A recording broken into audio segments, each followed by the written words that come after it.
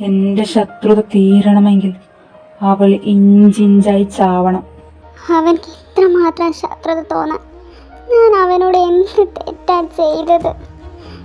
ഞാൻ ആർക്ക് വേണ്ടിയാ ജീവിക്കുന്നേ? അപ്പോ ഞാൻ ആരാടി നിന്റെ? ഏട്ടാ, மாற்றங்களதையும் தூரங்களிதையும் என் சிறு இதயம் பழகுதடி.